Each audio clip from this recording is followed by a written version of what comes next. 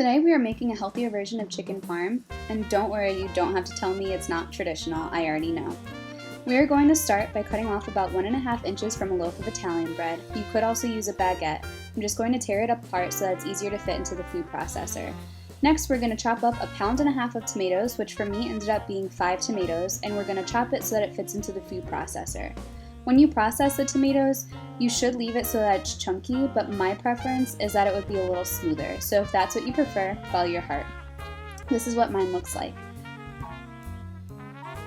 I also forgot that we needed to add 1/4 teaspoon of salt, so I'm going to add it and give it a quick stir now, but it will be more incorporated later in the skillet.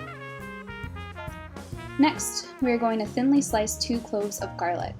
Once that's done, we are going to add in 2 tablespoons of olive oil to a skillet and heat it over medium-high heat. When it's nice and hot, we're going to add in our garlic and saute it until it gets golden brown, which should take about a minute. You do have to be careful because garlic does brown very quickly. When the garlic is nice and golden brown, we're going to add in our tomato mixture, and then we're just going to give it a quick stir.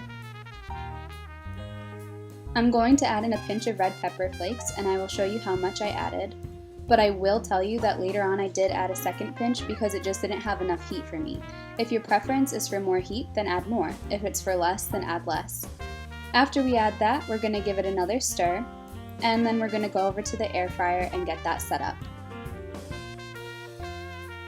We spray non-stick cooking spray into the basket, and then we're going to season our chicken with onion powder, garlic powder, Italian seasoning, salt, and pepper. I am only seasoning one side because I will put it in the air fryer seasoned side down to season it again on the back. I just feel like that's a little bit easier and saves a couple of dishes.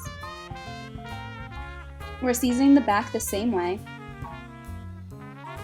with salt, pepper, Italian seasoning, garlic powder, onion powder.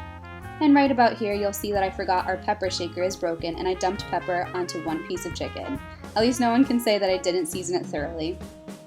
Once it's all seasoned, we're going to cook it at 400 degrees for 6 minutes.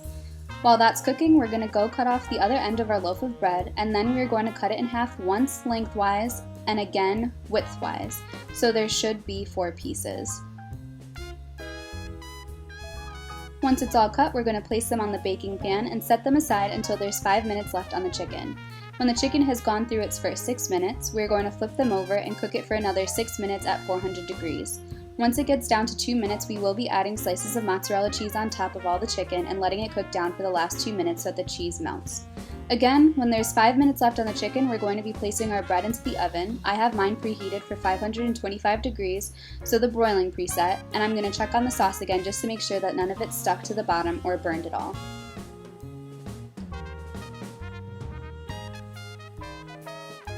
Once the chicken is finished, I have taken out a dish so that I could take 3 pieces of chicken and save it for leftovers. There's only 2 people eating this recipe tonight, and it does serve 4. And look at that cheese pull. Once that's all set, it's time to take out the bread from the oven, and before I bring it over, I have topped it liberally with the tomato sauce. You can add more or less according to your preference. I'm going to pull out another piece of chicken with melted mozzarella on top and place it on top of the bread and the sauce. And then I'm also going to top it with a little bit of oregano for taste.